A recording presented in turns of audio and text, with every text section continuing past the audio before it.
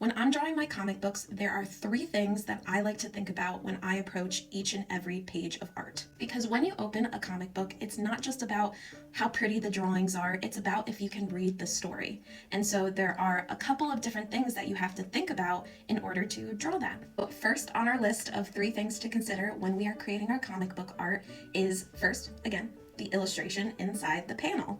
It's very driven by your composition and the way that you set up your scenes, but essentially the illustration inside the panel is the representation of one singular moment happening within your story. The way that you compose this kind of shot is very similar to how a director or a cinematographer would compose their types of shots in their films and television shows. We use angles, we create character, acting, emotions, dialogue, blah, blah, blah, blah, blah. But the driving force of that specific moment is the composition of that scene. It's the way that us, the viewer, can read that one particular moment, and that's what makes it successful. Number two, we want to think about how we are presenting each of these moments, aka each of these panels. Are we using a long horizontal panel? Are we using a long vertical panel? Are we doing a 6-panel grid?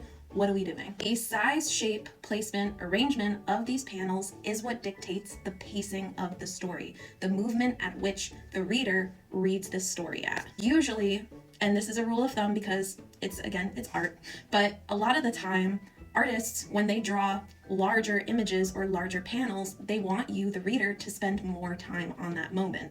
If they draw a small little inset panel, that means they want you to spend less time on it. It's less important and it allows for you to read it a little bit faster in the moment. So the way that you arrange how your panel looks, whether it's, a giant shape on a page or it's just a little bitty inset panel, it all is how it's paced and how fast you are taking it in and how fast the story is going or how slow it is. This part is also somewhat similar to how an editor will edit a movie or a television show, how they will stay on, long scenes and you're following with the camera, or they'll cut to create that fast-paced motion. That's what comic book artists do with their panel sizes and shapes as well. And then finally, we got to take number one and we got to take number two, and then we have to put it all together into an overall page design. If there are like 6 moments, panels on a page that are happening, we have to be able to design that entire page, not only for the reader to read the story in order, but also so that, everything is clear enough for us to even understand what the heck is going on.